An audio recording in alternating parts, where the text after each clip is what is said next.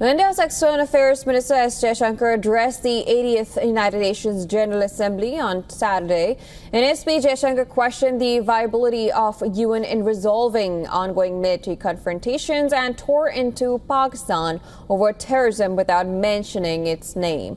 Now, Jaishankar warned countries against turning a blind eye to support for terrorism from Pakistan and demanded a much deeper global cooperation against terrorism.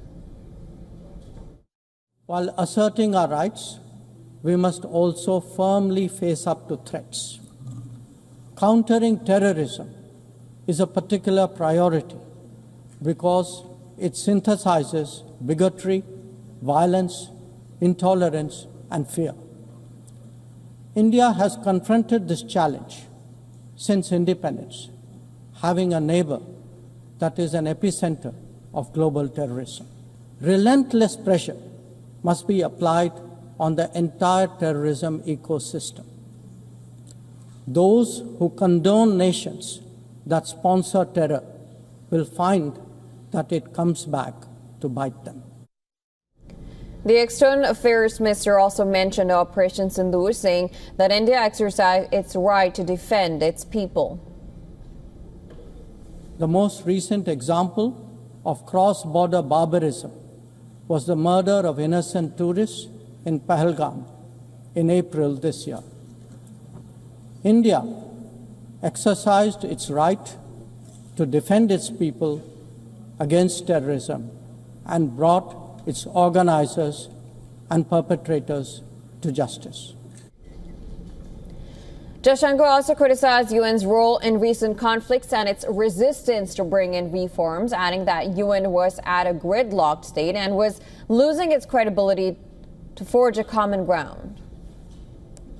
An objective report card will show that the UN is in a state of crisis.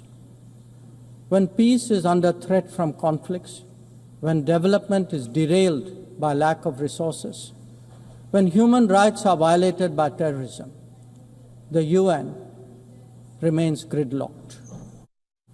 Madam President, we must ask ourselves today, how has the UN lived up to expectations?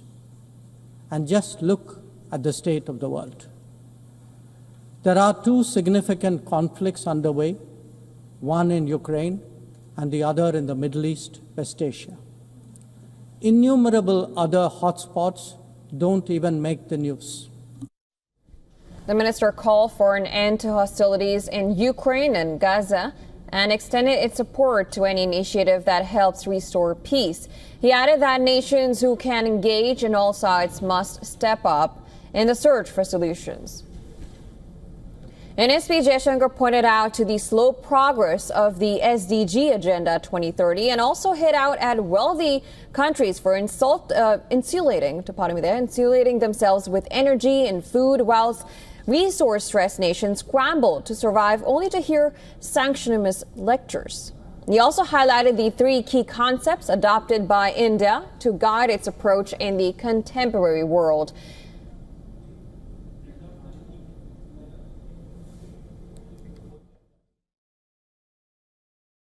As the most populous nation, as a civilizational state, as a rapidly growing major economy, we are confident about who we are and what we will be.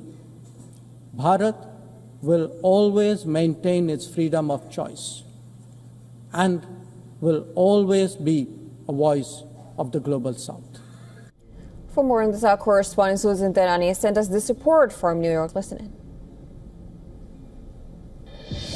External Affairs Minister S. Jaishankar struck a principled tone here at the UNGA, reminding delegates that the UN Charter calls not only for preventing war, but for actively building peace.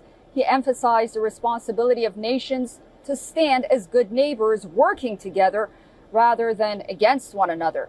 Jaishankar highlighted how globalization has broadened the UN's agenda, bringing trade, food security, and health access into the core of conversations here.